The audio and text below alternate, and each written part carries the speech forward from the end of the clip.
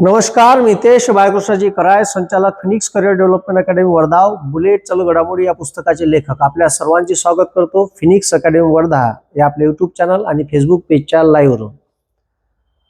या देशात म्हणजे आश्चर्य आहे का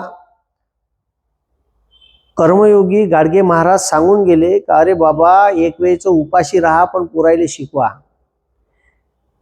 मध्य प्रदेशातली घटना आहे। आजचा हा खास व्हिडिओ त्याच्याच वरती आहे। एका मुसलमान माणसानं स्वतःचं वावर विकून गोर गरीब खेड्यातल्या पोरायसाठी एक शाळा उघडली। एक शेत होतं त्याचं स्वतःचं, उरलेलं शेत विकलं, त्याच्या पैशातून आलेल्या पैशात 20 लाखाची शाळा बांधली आणि अजून इकडून तिकडून कमावून आणून त्या शाळेला पैसे लावून राहिला होता। सुंदर शाळा बांधली, गोरगरिबाचे पोरं शिकले पाहिजे या उद्देशानं त्यानं शाळा उघडली। त्या माणसाचं नाव आहे, म्हणजे हा जो माणूस तुम्हाला दिसून राहिला या माणसाचं नाव आहे अब्दुल नईम। बैतूल जिल्ह्यातल्या डहाबा नावाचं गाव आहे। त्या गावातला हा नागरिक आणि यानं आपल्या गावातले पोरं शिकले पाहिजे आणि मोठे झाले पाहिजे, शिकून फॉरेनच्या युनिव्हर्सिटीत गेले पाहिजे, काही देशासाठी देश सेवा केली पाहिजे या उद्देशानं शाळा काढली। पण एमपीच्या गव्हर्नमेंटनं इल्लीगल मदरसा चालवते म्हणून त्याची बांधलेली शाळा, बरं असंही नाही का त्यानं परवानगी घेतली नाही, ठीक आहे, त्यानं बांधकामाची परवानगी घेतली, त्यानं जमीन येणे केली, त्याच्यासाठी तहसीलदारानं एसडीओनं येण्याचं प्रमाणपत्र दिलं, त्याच्यानंतर एमपी बोर्डाची हिंदी आणि इंग्लिश माध्यमाची परवानगी घेतली, त्याच्यानंतर ज्या गावात शाळा आहे त्या गावाच्या ग्रामपंचायतीची एनओसी घेतली। म्हणजे जे जे शाळेला पाहिजे बांधकाम परवानगी आहे, वावर येणे करून आहे, त्याच्यानंतर ठीक आहे एमपी स्टेट बोर्डची परवानगी आहे, त्याच्यानंतर ठीक आहे गावाची ग्रामपंचायतची एनओसी बी आहे। हे सर्व अब्दुल नईम यानं घेतलं असताना शासनाचा दबाव, म्हणजे सरकार एखादं बीजेपीचं सरकार एमपीत आहे, एखाद्या मुसलमान माणूस चांगलं काम करत असन तरी त्याचे काड्या कशा घालायच्या आणि त्याच्या कामाचा सत्यानाश कसं करायचं, ठीक आहे। ज्या माणसानं स्वप्न पाहिलं असन, अरे या देशाचे महान लोक doctor Babasaheb Ambedkar, APJ Abdul Kalam, doctor ठीक आहे, त्याच्यानंतर महात्मा गांधी, पंडित जवाहरलाल नेहरू, डॉक्टर राजेंद्र प्रसाद असे मोठाले लोक हे शिकून मोठे झाले आहे। मला हे समजत नाही का या देशातल्या लोकांची मानसिकता कुठं चालली आणि सरकारनं दबाव टाकल्यानंतर तिच्या कलेक्टरकडे हे ठीक आहे प्रकरण गेलं। कलेक्टरकडं काही गावातले लोक, सरपंच, गावातली सरपंचाची ठीक आहे बॉडी, म्हणजे जेवढे मेंबर आहेत ते, गावातले नागरिक, हे सर्व लोक गेले। पहिलेच शाळा बंद होत आहे। बंद्या भारतातल्या 75,000 शाळा बंद केल्या बीजेपीच्या सरकारनं। महाराष्ट्रातल्या 6,000 शाळा बंद करायला निघाले, 18,000 शाळा। आता मले का म्हणायचं आहे, नरेंद्र कुमार सूर्यवंशी कलेक्टर आहे, कलेक्टरले पावर आहे का कलेक्टरने एक आदेश दिला असता तर त्या शाळेचं बांधकाम ठीक आहे जे पाडाची प्रोसिजर होती ती थांबली असती।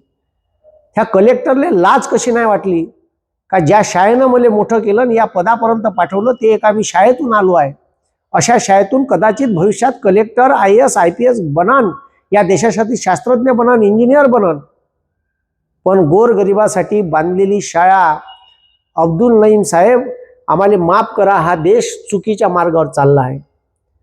कदाचित तुमचा उद्देश चांगला असेल पण या देशातले लोक आता निकृष्ट मानसिकतेचे आहे, हे कोणालाच सोडणार नाही।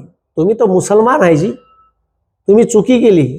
मला तर कवा वाटते का डॉक्टर APJ अब्दुल कलामांनी या भारत देशात जन्म घेऊन चुकी केली, कारण मुसलमानाचा द्वेष एवढा भयंकर चालू आहे या देशात का आता काय म्हणावं, म्हणजे लाज येते कधी कधी का ज्या APJ अब्दुल कलामांनी या देशासाठी मिसाईल बनवली, अग्नि 1, अग्नि 2, अग्नि 3, अग्नि 4, अग्नि 5, असाच एखादा मुसलमान देशासाठी काही चांगलं काम करू इच्छिते स्वतःचे पैसे लावून शाळा बांधते, तर त्या माणसाची शाळाच पाडून टाकली आणि गोरगरीब पुरायले शिक्षणापासून वंचित केलं. तुम्हाला तरी वाटते का हे भलं? की तुम्हीच विचार करा. या देशात हिंदू राष्ट्र कराच्या नावाच्या मागं हिंदू राष्ट्र कधीच होणार नाही हे मात्र तेवढंच खरं. पण हिंदू राष्ट्राच्या नावाच्या खाली इतके लोकांचे डोके भडकवणं चालू आहे आणि शासन इतकं इल्लीगल पद्धतीनं वागत आहे का यायनं पुरे कायदे गिदे बाजूला ठेवले आणि सरकारचे माणसं म्हणन तसं हे अधिकारी दबावात डिसिजन घेऊन राहिले, दबावात निर्णय घेऊन राहिले. कोणाची बोलायची हिंमत नाही होऊन राहिली. तुम्ही तर मुसलमान आहे, तुम्हाला तर चिरडून टाकन जे हा देश. मला वाटते तुम्ही कदाचित या देशात तुम्ही स्वातंत्र्य झाल्यानंतर राहिले हे पाप केलं. तुम्ही पाकिस्तानात झाले पाहिजे होतं. अब्दुल नईम साहेब, तुम्ही त्या पाकिस्तानात शाळा काढली असती तर तुमची शाळा चांगली ठेवली असती पाकिस्तानच्या लोकांनी. तुम्ही चुकीच्या देशात आहे असं मला वाटते. SK पब्लिक स्कूल म्हणून स्कूल काढली त्यानं आणि मदरसा म्हणून पाळली. थोडंसं लाज बायकाले पाहिजे सत्तेत असणाऱ्या लोकांनी. आमची अशीच एक शाळा, आमच्या मित्राची मतीन भोसलेची प्रश्नचिन्ह शाळा, 500 पोरं गोरगरिबाचे, ज्यांच्यावर ठीक आहे क्रिमिनल ट्राईबचा इंग्रजाच्या काळापासून ठपका आहे, अशा जातीतले पोरं शिकवते. त्या शाळेवरून समृद्धी नेला, अख्खी शाळा पाडून टाकली आणि शाळा पाडली 1.5 करोडची आणि म्हणते 37 लाख रुपये घ्या. तो माणूस येरझारा मारून राहिला, खेटे खाऊ खाऊ त्याचा बूट झिजून गेला, असं चप्पल झिजून गेली. बूट तर घालतच नाही तो माणूस, चप्पल झिजून गेली. पण शासन काही त्याला न्याय देऊन नाही राहिले. असंच शासनाचं धोरण आहे. म्हणून शासनाला असं वाटते का ह्या शाळा बिया बंद झाल्या पाहिजे, पोट्ट्यानं मस्त चिलमीत गांजा भरून उरला पाहिजे, भम्बम भोले म्हणलं पाहिजे आणि तिकडे यायच्या मागं दंगलीत यायचे झेंडे घेऊन फिरलं पाहिजे आणि 500 की नोट, मटन की बोट आणि तेरे कुछ वोट असा या देशाचा सत्यानाश हे करायच्या मागं लागली आहे. म्हणून या देशातले पोरं शिकले नाही पाहिजे आणि शिकण नाही तवाच हे एअरपोर्ट गवार राहील आणि हे प्रश्न विचारणार नाही. अशी व्यवस्था या देशातल्या सत्ताधीशांना आणायची आहे. हे 2014 पासून तुम्ही पाहून राहिलं. या देशातले हिंदू हेच खतऱ्यात आहे, तर तुम्ही काहून नाही राहणार? ठीक आहे. या देशातला ठीक आहे शंकरपीठाचे शंकराचार्य अविमुक्तेश्वर यायलेच सोडलं नाही, तर तुम्ही तर मुसलमान व्हायची. त्याले तर तिथं आंघोळ नाही करू दिली गंगा नदीत. त्याच्यामुळे तुम्ही चुकीच्या देशात जन्म घेतला असं मला वाटते. आम्हाला माफ करा. ठीक आहे. आम्हाला असं वाटते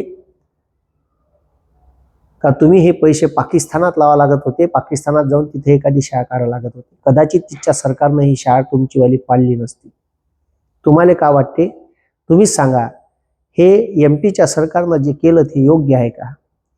आणि असं जर एखाद्या मुस्लिम बांधव चांगला काम करत असेल त्याच्या बाजूनं तुम्ही उभं राहाल का नाही? एका सत्सद विवेक बुद्धीनं विचार करून याच्यावर निर्णय घ्या. कारण आता देशाचं वातावरण अत्यंत बिघडलेलं आहे आणि मला तरी वाटते का हा देश पुन्हा इंग्रजाईसारख्या गुलामीत गेल्याशिवाय, धार्मिक मानसिकतेच्या गुलामीत गेल्याशिवाय राहणार नाही. ना हिंदू बनेगा ना मुसलमान बनेगा, इंसान की औलाद है तो इंसान बनेगा.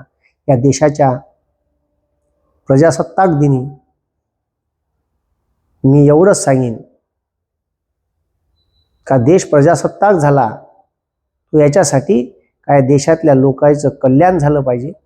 या देशातल्या लोकांचं कल्याण या देशाच्या राज्यघटनेतून होऊ शकते आणि जर देशाच्या राज्यघटनेतून कल्याण करायचं असेल तर पोरं शिकले पाहिजे, मोठे झाले पाहिजे.